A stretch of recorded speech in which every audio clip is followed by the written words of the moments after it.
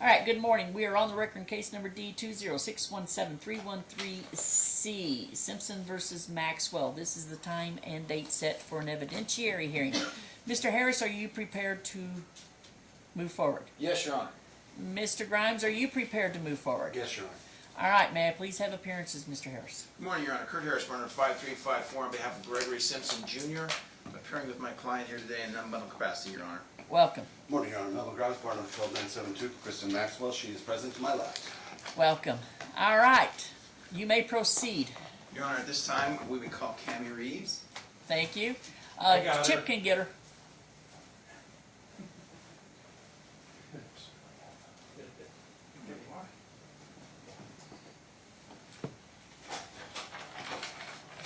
Whose phone is ringing?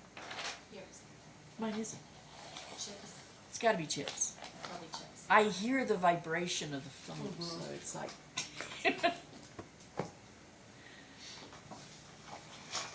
But it sounds like it's coming from here. It That's what's does. weird. I think it's just like the echo. Okay.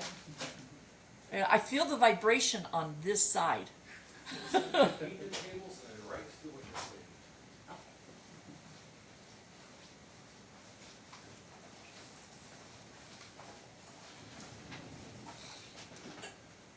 Then remain standing and raise your right hand so I swear you do. You do solemnly swear the testimony you're about to give in this action should be the truth, the whole truth, and nothing but the truth, so help you God? Yes. Thank you. You may proceed. Thank you, Your Honor. May it please the Court. Good morning. How are you? I'm well, thank you. Could you state your name, please, for the record? My name is Cammie Reeves, K-A-M-I-R-E-E-V-E-S. And where do you currently work? I work at Options And how long have you worked at Options? Since 1991. And what is your title there at Options? I am the owner of Options. Okay. Do you have any daily functions that you perform as part of being an owner? Daily function would be the oversight of everything that's going on in the office, oversight of making sure that any type of the go-to-meeting online counseling programs that are going are up and running. I do calls to the toxicology departments every day. I write reports every day.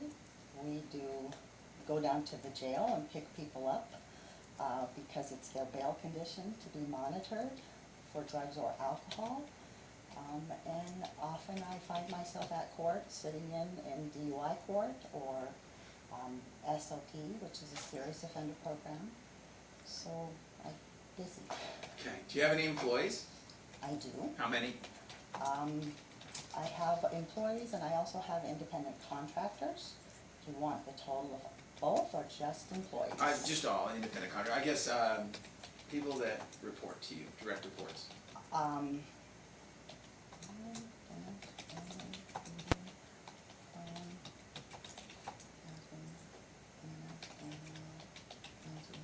10. 10. Okay. And what do you do? What is the function of Options? Options does diversionary programming. We are state certified for domestic violence counseling. So you have to be certified through the state to provide domestic violence for perpetrators.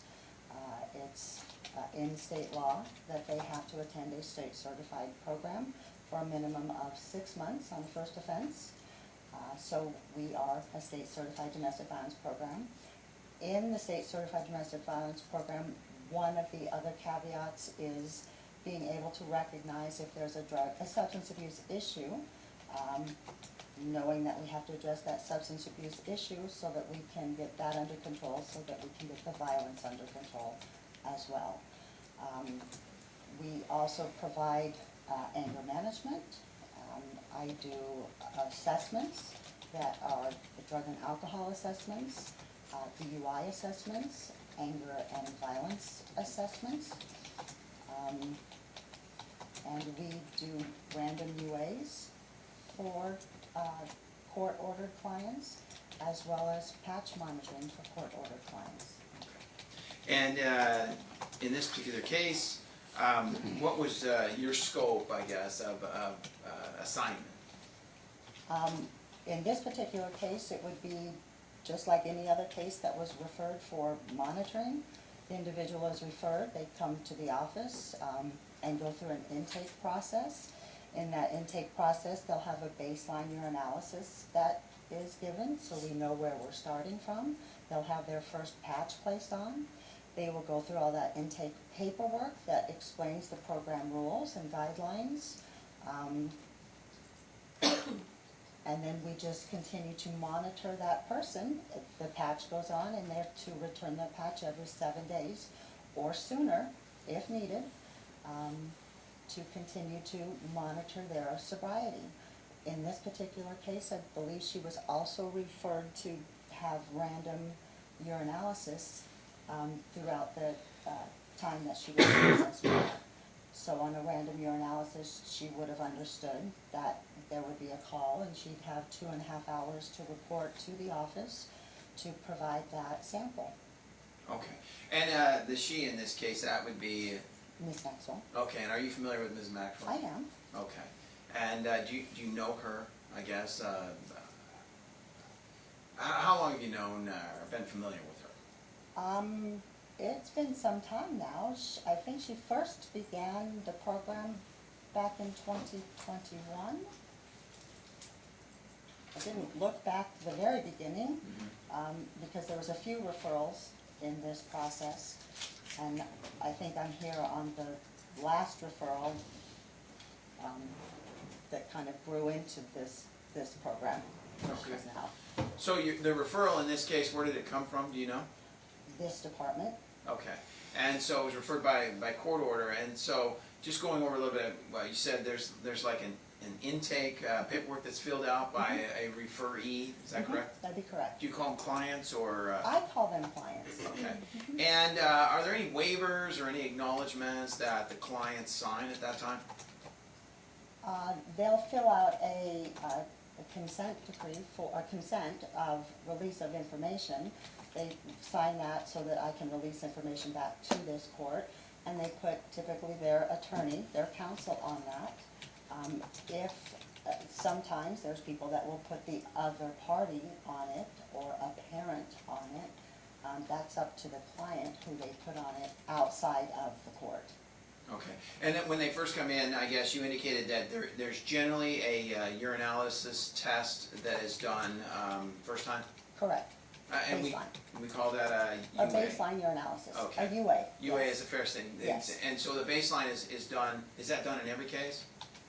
On every type of case, like a family court case, yes. Okay, Yes. for a patch program Yes. referral, sorry, and I'll Yes. try to be more specific, that is what we're talking about here. And so, that would be done, and then thereafter you indicated that there would be a patch placed? The patch would go on that same day as well. So the urinalysis is gonna tell us, give us just a little bit of history, what's going on, what potentially is in their system right then, and maybe up to 72 hours prior. And then the patch goes on them that day, so we start monitoring with the patch going forward. Okay. As far as a UA goes, is there a cutoff point for the measurement of substances in the urine? There is. Is that something that you monitor, or is that something that goes out to a lab? Everything that is done in our office is sent out to federally certified laboratories. I do no testing of samples. So it's safe to say that your facility, your program, you do the collection of the Correct. urinalysis? Correct. Okay, is there a chain of custody that goes along with that collection? With every sample, there is a chain of custody, yes. What would that look like for a UA original specimen, I guess, from a first-time client? The chain of custody. The chain of custody, when the client would appear at the office, once they enter into the office, they cannot leave until they have provided the sample. That's just to safeguard the sample. They'll fill out that chain of custody form. It's very basic with their name, and they're going to fill out any medication that they may have taken in the previous 10 days. That potentially could show up in that urinalysis. So they're to fill that out in a specified box on that chain of custody. They are given that sample cup to void in. They first will go into that restroom and wash their hands to make sure that if anything is on their hands, these are DOT standards that you're following here. Anything that is on their hand that could adulterate the sample has been washed off. They come back out and show that they've washed their hands, but that's done in front of us and we can hear that being done. If they have to leave their purse or belongings outside of the restroom, no child or anything can go into the restroom with that person. They are not allowed, once they do void into the cup, they cannot flush that toilet or turn that faucet on until they come out and put that sample into our possession. Then they can go back in and flush the toilet. The toilet is typically always blued so that water in there can't be used to dilute or tamper with a sample. That sample stays in the sight of option staff as well as the donor themselves throughout that process, that the rest of that chain of custody is being filled out and labels are initialed and taken and put onto the cup, sealing that particular sample cup. We're checking to see that the temperature of that sample meets on that temperature strip of that cup. That's assuring that it is a sample that came out of that person as well, and it met that temperature cup, that no extra water or bleach or adulterant could have been put in that. Okay, I'm cutting you off a little bit. So you don't visually watch them? That is a random call on when we visually watch. We try to visually watch everybody. When we have a lot of people there, we're trying to get people through that process to where not a lot of people are waiting because they have to go potty. And we're trying to get them through that as quickly as we can. But if it's a visual, they simply have to do wait. And we do visual as well. And there's a temperature on There's the a- cup? Is that a temperature gauge or a thermometer? It's a temperature strip, so it has to meet the temperature. It's colorized, so once it hits that temperature, it will show a color on that strip that it's an accurate bodily fluid temperature. Okay.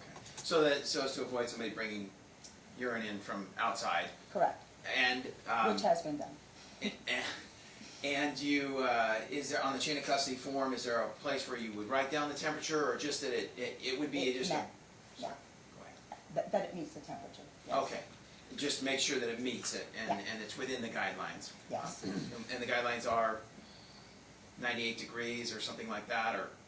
Correct. Okay. Yes, it Body says temperature. that on that chain of custody. And if it doesn't meet that, that's when it becomes our call if we allow them to do another sample.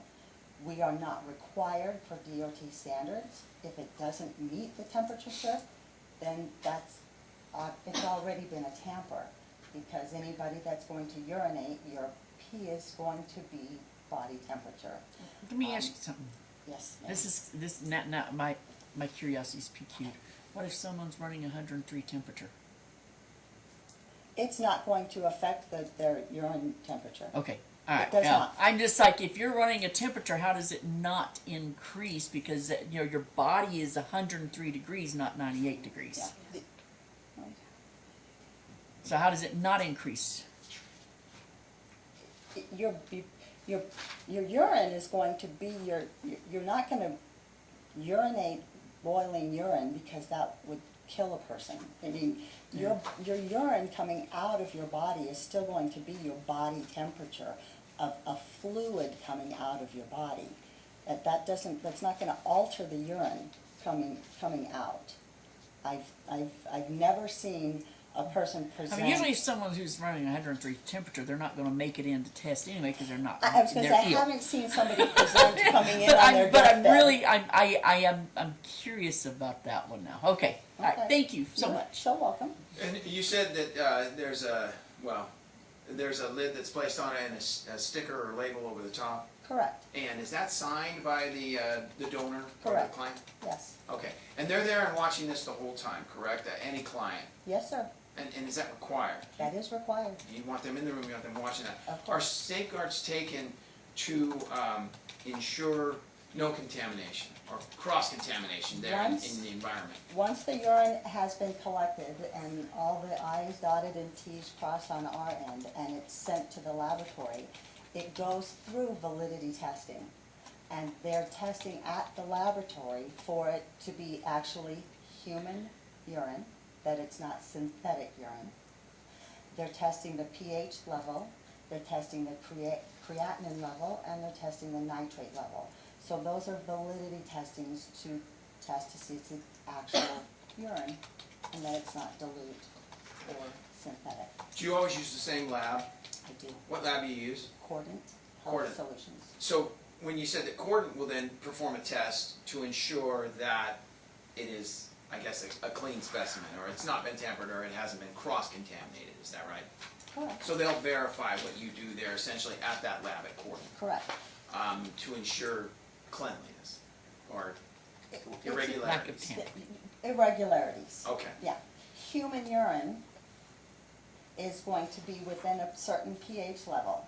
It's going to be of a normalized creatinine level. So there's a normalization for humans, different than an animal, or synthetic.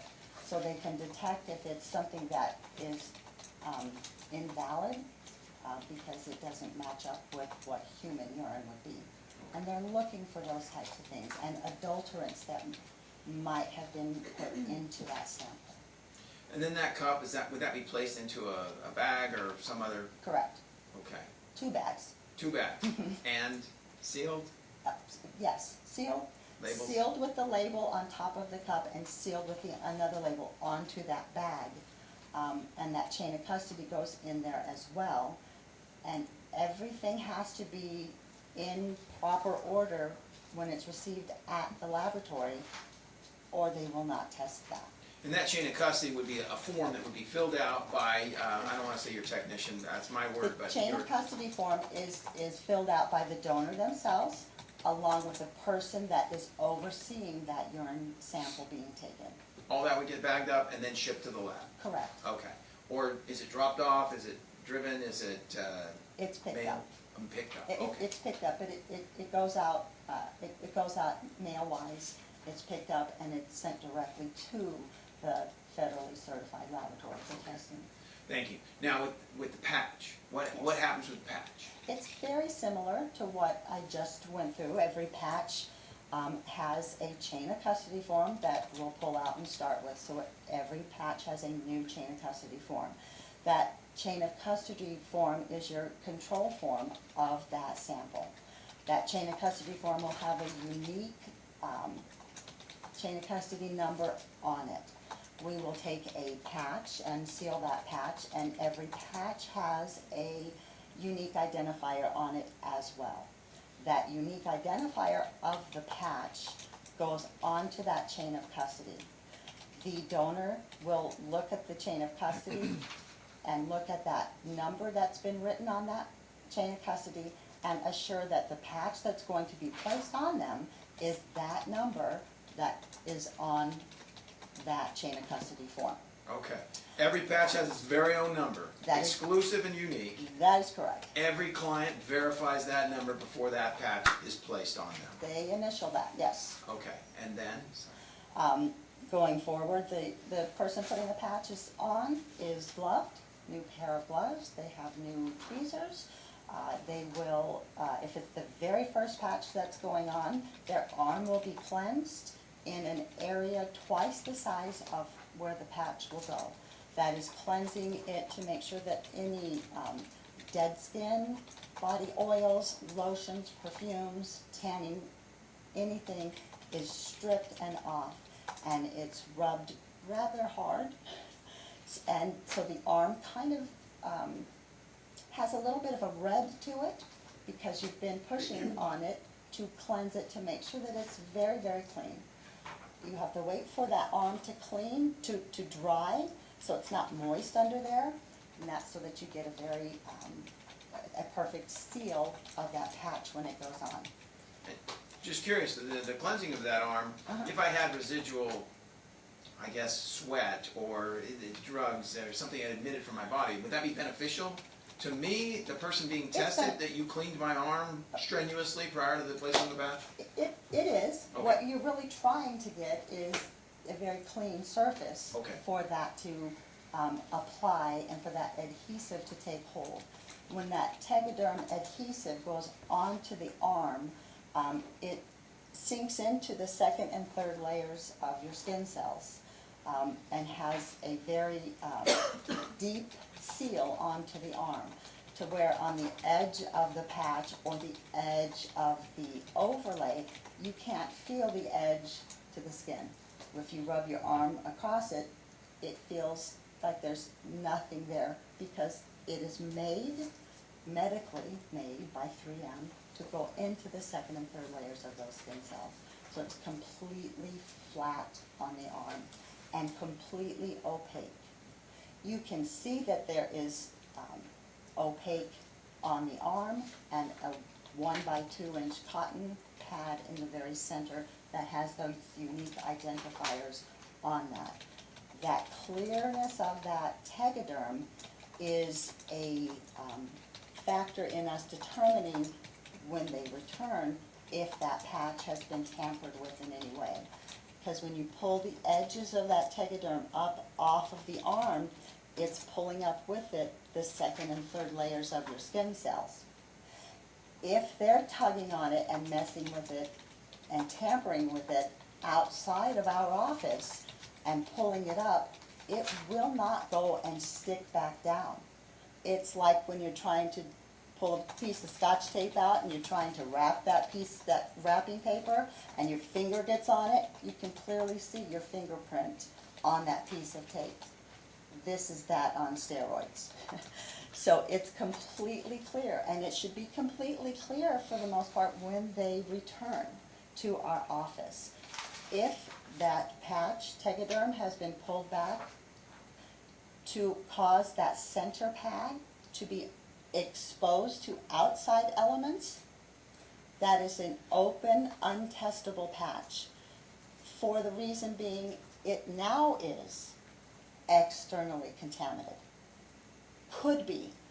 Not that a client should be anywhere where drugs are being smoked or taken or used, but it could be if it was open and exposed. So that's why it's imperative to keep the validity and credibility and integrity of that patch, to know that that is sealed to that person's body when they return. So a couple quick questions. Where does the unique patch, what does it come in? Or where does it come from? Or is it in a bag? Is it in a package? It is. I don't even know that I have one with me, believe that or not. It is in a sealed bag. It is Farm Chem on the back, white side of the back. If you peel the front side down, it will expose the patch. So you would pull that patch out to put that on. Mind you, we are always gloved, brand new gloves on every client that's used. They see us gloved. The client themselves is not gloved, but we are gloved throughout that whole process. So yes, it's a sealed. So you would wear gloves and then you would open it up and use tweezers to remove it, or just What you have, stick it on? yeah, that's one of the very first processes that you're doing, is getting that patch out, because you're having to get that unique number off of it so that it can get put on that chain of custody form. Okay. So I'd have to open it up to get the number? You can see the number Okay. before you open it. All right, fair Yeah. enough. And then you said that when they come back in, first thing on a return, there would be a visual inspection of the adhesive to ensure that it hadn't been lifted. Correct. And that would just be a bad patch, you just wouldn't test it, is that right? I do not test a patch that Oh. is deemed untestable. Okay. I'm not gonna send it in. It wouldn't be sent, so, and, I guess at that, There's no reason to return a patch that's untestable. We're there, we're available, pick up the phone, send an email, send a picture, talk to us. If you think the donor themselves is in custody of that patch 24/7, if they think at any time that their patch is lifting or coming open, why would you not come back and say, hey, this, before my center pad, because there's quite a bit of area before you get to the center pad. You've got to get back in before the center pad is open and exposed. Nobody should ever be coming back with an open and exposed patch. They've simply not taken good care of it, or paying attention to it, or they do it purposely. I have a question. Yes, I actually ma'am. had a client who had to wear 2 patches in a week, every single week. How often does that happen where the person's own skin does not necessarily allow it to set for very long? That would be somebody applying the patch incorrectly. Okay, I mean, this was up for 12 weeks. I had to go in twice a week to change it out. I have no idea and have who it was tested. doing that. There's no reason. Yeah. You mean changing it because they couldn't yeah. wear it? Okay, so it wasn't 2 patches at the same time? No, it wasn't 2 Okay. patches at the same time. They would Here's- have to wear it for a while and come in much shorter period of time than 7 days. Yeah, here's what I will say on that. The majority of all people can wear that patch at minimum 7 days. Okay. We have over the 20+ years come across people that have a difficult time wearing it due to the type of job that they hold. Where they might be construction workers. Yeah, this guy was a construction worker. The construction workers, and sometimes people that are chefs that are working in a hot kitchen. You can't wrap that patch, you can't alter that patch, because then we can't tell Yeah. what you've done to it. If it's been removed and put back on and they didn't wear it, and now I'm testing a patch and it's not really even been worn. Yeah. So they can't wrap it. We do have people and tell them, if you can't wear it for the 7 days, unfortunately, you're gonna have to get back to us Yeah. in the 3 or the 4 days until you can figure out how you can learn how to wear that. Most all clients That was all we could do. For kind of him. learn. And I recall a case within the last couple years, that the individual had a very, very hard time. Yeah. And This was almost 20 years ago.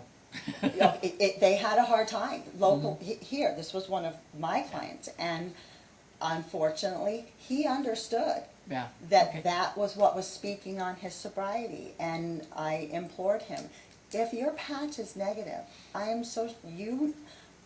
it's recommended you get back here Okay. in 4 days. Let me see that in 4 days. I'll look at that. If you want to change that, we'll change that. If I look at that and I see it's still in perfect condition, I think you can wear it another. I'm going to stretch it out for them as Okay. best I can, but I'm not going to put them in jeopardy to where they're going to turn around and try to blame me that you could wear that and now they didn't get a test. Okay. I want So- it back so it even does if it's not in happen 4 days. often? No, it is very rare. Okay. It's very rare. But we are hot here, Yes, we are. and construction workers Yeah. do get hot. But it's been created, designed, and tested, and proven reliable to where it collects sweat. That's what Okay. it does. Okay. now, on the, upon the return, after the 7 days, how is that patch removed then by your office? We'll grab their file, get out that chain of custody for the patch the individual donor is wearing. We will verify that that is that same patch number that's on. We have implemented taking pictures of the patch ourselves on the clients, so that we can also see where that patch was put on. it was put on, what it looked like when they walked out of our office, and what it looks like when they come back into our office. So we have an idea of a pattern of how that person wears and returns the patch.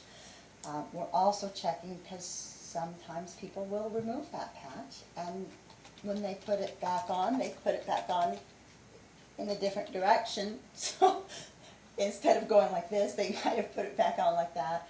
And we're like, yeah, that's been removed, we can't test that. So we'll grab that chain of custody, verify that it is the same patch that we placed on them in the same position. They're gonna get gloved, they're going to tug on that pad, on the center pad. So you'll put your 2 fingers on that center pad and kind of push in and pull down. We're doing that to assure that it is still adhered to their body. And if you can push in and pull down and it's not going anywhere, that patch is good on their body. You see no openings, and that center pad is safe as could be in the center of that patch. They'll get the tweezers, open up the bag, peel that back, reach in with the tweezers, pull out the center pad, and it goes into a clear plastic bag. There are labels, 3 labels on the bottom of the chain of custody form that get, one that gets initialed, the others are barcodes. As soon as that goes into that pad, the clear bag is folded over, and one of those chain of custody numbers from that form is placed on the outside of that bag, and it is sealed into that bag. They're going to fill out, the donor's going to fill out any medication that they took during that patch wear period. So it's going to get written down if they have prescription medication, and people are comfortable even if they're just putting Tylenol or Motrin, things that aren't going to test them positive, but we tell them, go ahead and put it down. If it makes you put any medication that you've taken on that. So everything gets signed, sealed, and delivered, packed up, sealed, and then the new patch goes on. We alternate arms. So if it's on the left arm, the next time it's going to go on to the right arm. The patch can be worn in other places. The best place I have found over my 2.5 decades is on the arm, because the donor themselves has visual contact, eye contact with it. They can see what it looks like in a mirror or just looking at it.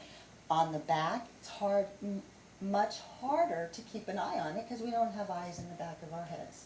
Some parents seem to, but we don't have eyes in the back of our head, so we can't see the patch on our back. Well, they can So only see the kids. not the I like to put them, left, right, left, right, left, right. And it just lets the skin breathe once it's been taken off and removed. And then we start the process on a brand new chain of custody, and the whole process starts over again. Same lab the patches go out to? The patches go to a separate lab. The patches go to clinical reference laboratories. They are another one of the handful in the countries of a federally certified laboratory. What was the name of the lab? CRL, Clinical Reference Laboratory. Yeah. And I was going to say, that's sometimes referred to in some of the, as CRL. Is CRL. that right? Clinical Reference Laboratories. Laboratories. Thank you so much. Very large. And so you use them to test the patches? That's correct. Okay. And how long is the patch program? How many weeks? It depends on what the court order says. Okay. Generally, do you have a standard? Our minimum program is a 12-week program, and it's just always been that, and this court is the one that kind of said we want to start in 12 weeks. When you go a shorter period of time, there are people that can do other things that doesn't necessarily they're not maintaining their sobriety because they might be consuming alcohol, or they might be consuming THC. They're just laying off of the other narcotic substance for a short period of time. So they can go for a few weeks without using their cocaine, but they're still using these other substances. And I don't view that as sobriety. But generally For not me- for 12 weeks, I would say, right? Probably not. 12 weeks is far more difficult to do Okay. that. Did you draft a report in this particular case with regard to Ms. Maxwell? I do as I do on all cases. And do those get, what happens with those cases? I will update the court. There are times when I have counsel call and ask for me to update. So I update, send it to the court, or the court will say we have an upcoming court date, can you please update the court? I'll send it, or I'll send it if there's something that has happened that I need to update the court on, all those types of reasons. Based on your reports, are you aware if Ms. Maxwell was ever able to complete the 12-week program? She did not complete the 12-week program. Was there any prohibiting factor on your end with regard to options that precluded her from finishing the program? Absolutely not. Are you aware of whether or not all of the patches were tested that Ms. Maxwell, that were administered to her? Every patch that was returned in a testable manner was sent in for testing. If there was a patch that was deemed untestable, it wouldn't be sent in for testing, and I've explained why that wouldn't be sent in for testing. Okay. Did you ever have occasion to explain that to Ms. Maxwell, that there were patches that were not returned or that couldn't be tested? Yes. Okay. And those explanations occurred, and were you the one to explain that, or would it have been someone? I'm sure I spoke with her, and I'm sure that the staff did, and it's also in the guidelines that she would have signed in the beginning of the program, to return the patch every 7 days for testing. If it's open and exposed, it's an untestable patch. It's drilled in. The important factor is we want that patch back. I don't want to waste their money and their time on them wearing a patch and not getting something back to me that I can't tell the court something. However, if you're wearing a patch and not getting it back for testing, time after time after time, you are telling the court something. You're not testing. And that's a story that's being told. Objection, move to strike, that's outside of her scope. Your Honor, you are telling the court something. She has not been qualified to make an assertion of that kind. Well, I do believe her qualifications in counseling and running this facility, not only for Was it drug telling the testing. court something, or is it telling her something? Well, To me, there is a difference on that. fair enough. I'm not going to strike it mainly because, to me, she was saying it's telling her. You know, she doesn't know what it tells me. Do you know how many patches Ms. Maxwell did not return? How many times? Off the top of my head, I do not, but I can refer to my report and look Okay. at that If if you- you'd like. Well, and this is a question for the judge. I did not enter this as an exhibit, Your Honor, because I was told that it was confidential and could not. I believe the court does have the report and counsel has the report. We do have the report. Do we want to put this report in?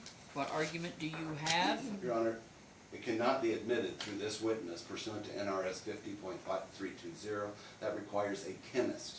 This report contains actual results, and the statute is clear, requires a chemist to admit. Your Honor, I believe that this is a report that's kept in the ordinary course of business, and this witness has testified that is her business. This is a mere reporting report. It only reports the findings from other individuals or what happened in this particular case. There are no scientific findings that are reported in this or any conclusions that were done by this facility. It's merely a report or essentially a summary of what has occurred. It's a history of their association with Ms. Maxwell. But I don't see anywhere where it makes findings, conclusions, or anything other than just a mere report of the facts and the history of this case. To cite the statute specifically, subparagraph A, this report contains the quantity of the purported controlled substance or the concentration. That statute requires a chemist. This report contains quantity and concentration of a controlled substance. Regular course is overcome by statute. Those quantities and concentrations are tested by outside facilities, Your Honor. And this, again, is just merely a recitation of what was reported. Well, then it is also hearsay. Yeah. And I believe that I'm gonna have to sustain this because it is a scientific deal. Ms. Reeves, do you have a scientific degree that would allow you to do this? I'm not a forensic toxicologist. I'm Okay. not the laboratory. Then unfortunately, I'm going to have to exclude it. We will move to have it admitted through Dr. Kadishian's. Correct. So, just with regard, I'd ask you to refer to your report. Do you know how many patches were not returned? Give me one moment, please. I'm looking at the report, the last report I sent on 9/15, which was just the most recent updated report.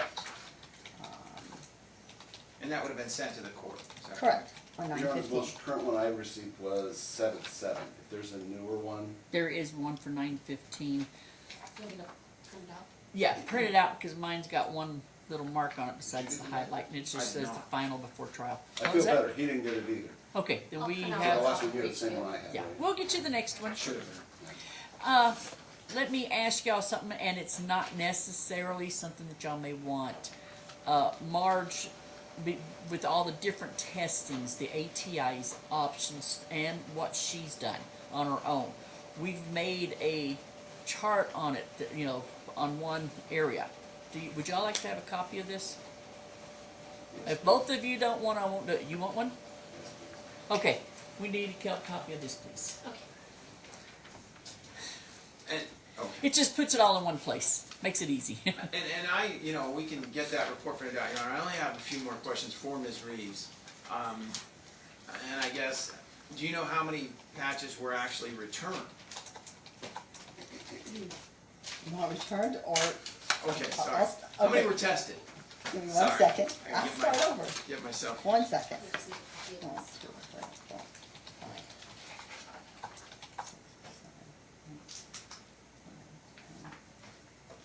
10.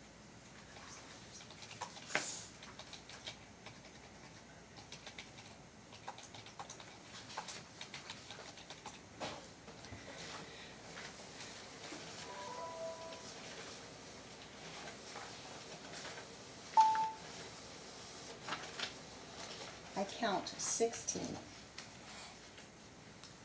that were tested. 16 tested, okay. And do you know how many were returned or not returned, or returned and not tested?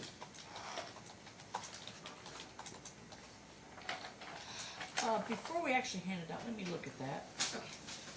I want to make sure there's none of my thoughts on it, and I can't guarantee there isn't.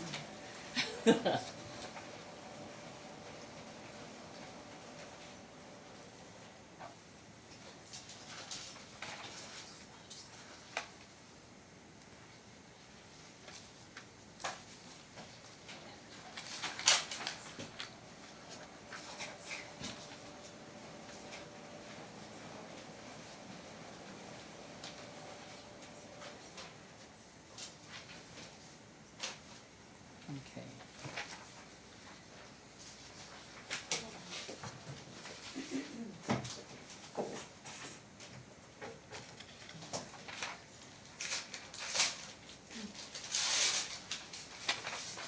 Okay. Is it okay to do them with copies?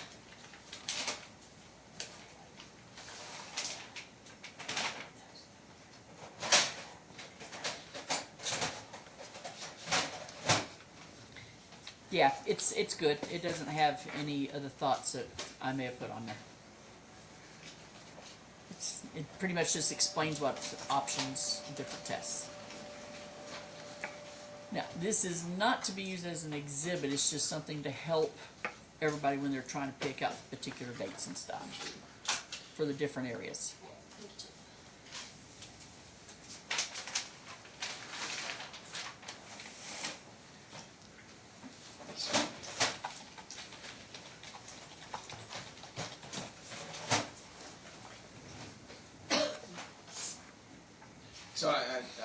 going back, do you know how many were unreturned or? I believe it was 10.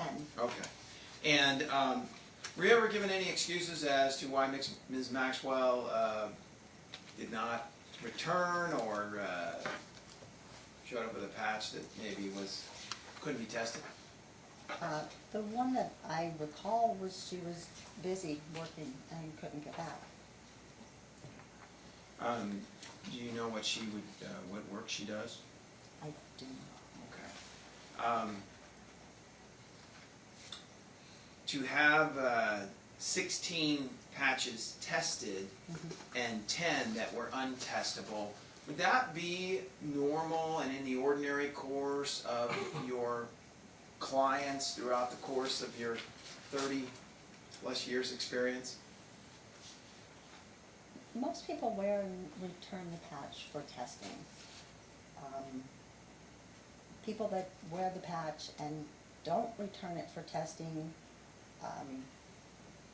typically have an issue going on. Objection beyond the scope. I think she's Typically, got why 30 years there's of experience to base that opinion on. I think after 30 years, she can state whether or not most people return patches or not. That's not the part I'm objecting to. They have a problem going on. Well, That's my objection. Okay. I can ask, do you know if Ms. Maxwell had a problem ongoing as to why she was not returning patches or why her patches were untestable? Ms. Maxwell knew that the patches that she was returning for testing were testing positive for methamphetamine. Why she decided at the end of the program to stop returning them, like from March on,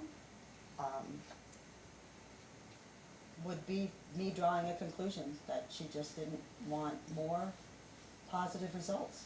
Is that March of 2022? Correct. Okay. Ms. Reeves, thank you so much for your time. I have no further questions for you. Ms. Reeves, just to restate, you're the owner of Options? I am. So you have a financial interest in Options being a viable program, correct? That'd be correct. All right.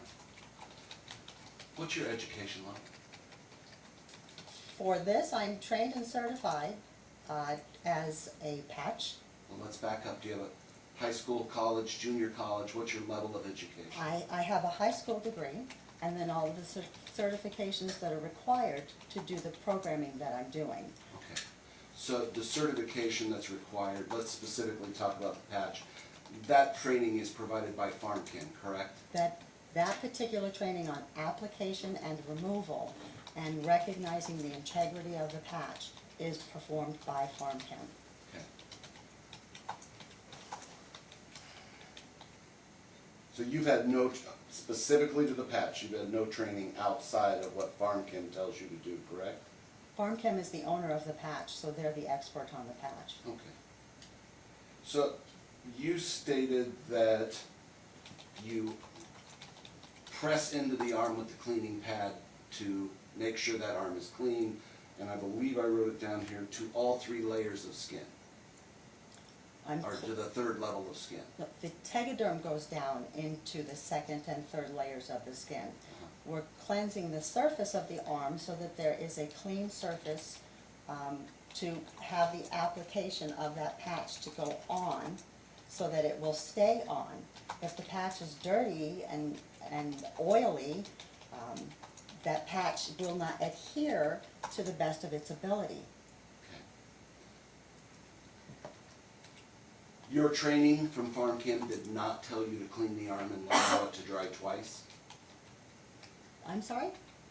Your training from PharmChem that you've undergone, they didn't tell you that you should clean the arm twice before applying the patch? When you're cleaning the arm, we're using 4 or 5 alcohol pads to clean the arm and assuring that the entire surface is clean. So I don't understand your question. Your training from PharmChem, are you trained that you should clean the arm once, allow it to dry, then go back and clean it a 2nd time? If it doesn't look like it's clean. Only then. When you're wiping the arm down and you have a white alcohol pad that you're wiping the arm down, your first and your second one will turn the color of the white pad dark because you're cleansing the oils off of the arm. And When you grab the third one or the fourth one and you're wiping it down, and they're no longer dark, they're white now, there's nothing left on that arm, and you can still see the wet surface coverage of that arm, or the dampened or discolored area that you've been working on. Okay, so you complete that process. Your training is not to then wait 30 to 45 seconds You have to, yes, you and have to to wait. clean it a second time. Is your training to do that or not? Your training is to clean the arm Okay. and to cleanse the arm. Does your training from Farm Chem include that you should not just be using the alcohol, but also be using an acid base to prepare the arm? We don't use acid on the arm. Okay. We use isopropyl alcohol. Okay. In any of your training, were you ever told by Farm Chem that multiple studies have shown that that doesn't work? Objection, Your It's a Honor. simple question of whether it was part of the training. Assumes facts not in evidence and calls for hearsay. As to these multiple studies, what are these multiple studies? Well, I'm gonna get into it with your next expert. That's Then fine, you then get into included it with the him. next expert. No, I but I must wanna know abstain. about her training, because she Ask testified about her as to the training, not process. asking if she knows about testing. Whether or not she is informed how to do this according to the report, okay, I'll stick to the training, okay? Nowhere in the training were you told that you should use an acid before applying it, correct? I'm just subject, been asked and answered, Judge. We'll let her answer one more time. We don't use acid. Perfect, okay? Are you trained that those swabs should be retained? No. Are you talking about the alcohol swab? Yep. No, it's trash. Okay. And that's what you are trained, correct? That's part of your training? The alcohol swab to cleanse the arm is not part of the testing. You stated that the patch is applied and the adherent goes into the second and third level so that it is completely flat and completely opaque. Does that correctly summarize what you stated? That'd be correct. Okay. How many layers of skin are there? I don't know. So what you know is what Farm Chem has told you, correct? That's the training. Okay.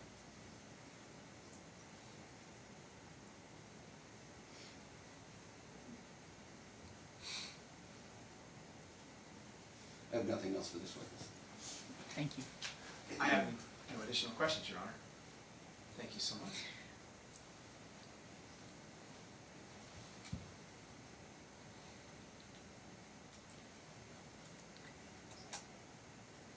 Okay, I'm good.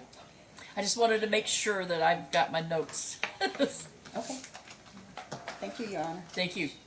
And it's nice to finally meet you, ma'am.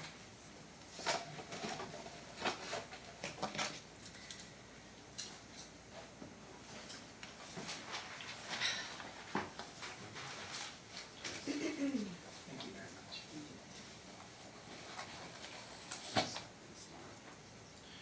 Your Honor, at this time we call Dr. Leo Kadesian.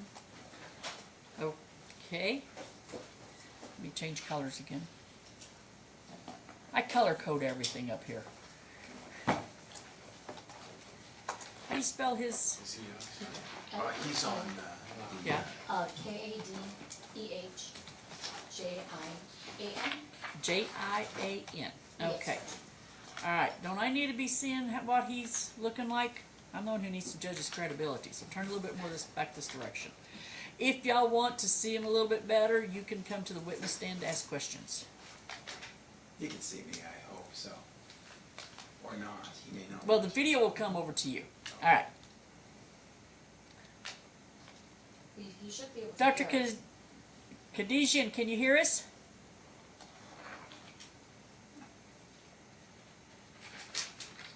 We may need to go off the record so we can let him know that he needs to be called, that he needs to sign. I will pause it.